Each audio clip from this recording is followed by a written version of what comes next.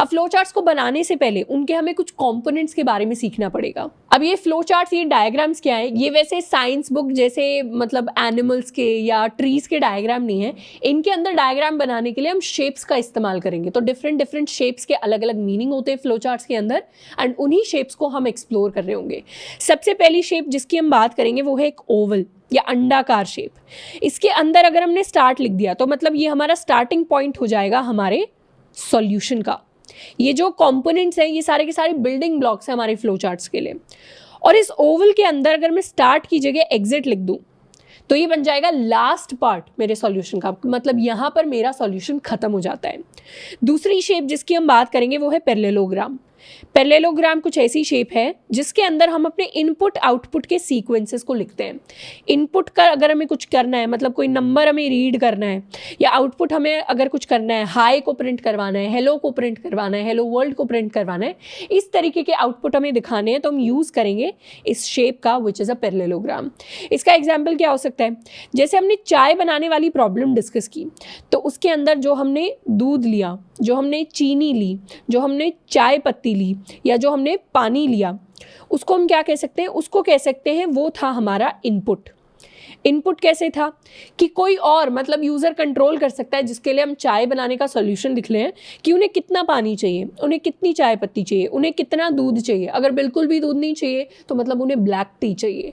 तो वो पूरी जो क्वांटिटी है इन चीज़ों की उसको कंट्रोल कर सकते हैं, तो वो बताएंगे कितना यूज़ करना है, उसको हम कहेंगे इनपुट। एंड फाइनली जो टी तैयार हो जाएगी, इसको रेडी टी जो तैयार हो जाएगी, जो हम उनको दे देंगे वो होगा सॉल्यूशन का आउटपुट।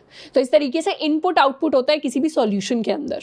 अब इसका रियल लाइफ एग्जांपल क्या हो सकता है, जो भी हम फ़ोन चलाते हैं, जो भी हम लैपटॉप चलाते हैं, उसके अंदर एक चीज़ हम में से ऑलमोस्ट 90% लोग, 99% लोग यूज़ करते होंगे, यो है गूगल सर्च। अब गूगल सर्च के अंदर हम क्या करते हैं, गूगल सर्च के अंदर हम कोई भी वर्ड को टाइप कर देते हैं और गूगल सर्च क्या करके देता है हमें, गूगल सर्च हमें उसका मीनिंग रिटर्न करके देता है। तो एक तरीके से गूगल सर्च का भी अपना कुछ कोड होगा। इस कोड को हम कह सकते हैं कि ये सॉल्यूशन होगा एक प्रॉब्लम का। प्रॉब्लम क्या थी कि यूज़र को, मतलब हमें हर एक वर्ड का मीनिंग मिल जाए, ये प्रॉब्लम थी। उसके लिए गूगल सर्च ने कोई सॉल्यूशन लिखा। इस सॉल्यूशन को उन्होंने लिखा है कोड की फॉर्म में। तो ये जो उन्होंने पूरा सॉल्यूशन लिखा, इसके लिए इनपुट क्या हुआ, इनपुट हुआ वो वर्ड जिसका हमें मतलब सर्च करना है, और आउटपुट हुआ उस वर्ड का मतलब जो गूगल सर्च ने फाइनली हमें रिटर्न करके दिया। तो सॉल्यूशन ने जिस वर्ड का मतलब सर्च किया वो उसके लिए इनपुट है, और जो मीनिंग उसने रिटर्न किया फाइनली वो है उसका आउटपुट। तो इस तरीके का मतलब होता है जब भी हम इनपुट आउटपुट की बात करेंगे कोडिंग के अंदर या फ्लो चार्ट्स के अंदर। जैसे यहाँ पर मेरा इनपुट है कि मुझे कोई नंबर n रीड करना है, यहाँ मेरा आउटपुट है कि मुझे हाई को प्रिंट करवाना है। नेक्स्ट शेप जिसकी हम बात करेंगे वो है एक रेक्टेंगल। रेक्टेंगल के अंदर हम सारी प्रोसेस बताते हैं। प्रोसेस यानी अगर हमें कुछ काम करना होता है, कोई वैल्यू असाइन करनी होती है, कोई फॉर्मूला देखना होता है, अप्लाई करना होता है, कोई कैलकुलेशन करनी होती है, वो होते हैं सारे हमारी प्रोसेसेस। जैसे यहाँ मैंने क्या काम किया है, यहाँ मैंने एक वेरिएबल लिया है नेम नाम का, और उसके अंदर मैंने श्रद्धा की वैल्यू स्टोर करा दी है। ये जो इक्वल टू होता है इसको असाइनमेंट ऑपरेटर कहते हैं जावा के अंदर। असाइन करना चीज़ें यानी चीज़ें दे देना। तो मैंने क्या की, ये जो वैल्यू है श्रद्धा, इसको मैंने इस नेम वेरिएबल को दे दिया है। मैं यहाँ ये भी लिख सकती थी a is equal to 10, b is equal to 5। तो मैंने क्या किया, 10 की वैल्यू को a को दे दिया यानी असाइन कर दिया। अब a की वैल्यू 10 हो गई, 5 की वैल्यू को b को दे दिया या असाइन कर दिया। इसके अलावा और क्या काम हो सकते हैं मेरे रेक्टेंगल के अंदर, मेरे प्रोसेस ब्लॉक के अंदर। अगर मान लीजिए मुझे कैलकुलेट करना है दो नंबर्स का सम, तो मैं कैसे करूंगी, मैं सिंपली लिख सकती हूँ sum is equal to a plus b। तो इससे क्या होगा, a प्लस बी का जो भी सम आएगा वो मैंने इस सम वेरिएबल को असाइन कर दिया है, दे दिया है। तो ये भी मेरे लिए एक वैलिड प्रोसेस ब्लॉक हो जाएगा। नेक्स्ट ब्लॉक जिसकी हम बात करेंगे वो है एक डायमंड शेप। डायमंड शेप के अंदर हम सारे डिसीजंस लेते हैं। मान लीजिए मुझे चेक करना है मेरे किसी वेरिएबल की वैल्यू किसी दूसरी वैल्यू से बड़ी है या छोटी है या कुछ भी है, कुछ भी चीज़ अगर हमें चेक करनी होती है कि वो ट्रू है या फॉल्स है, तो उसके लिए हम यूज़ करते हैं इस डिसीजन ब्लॉक का।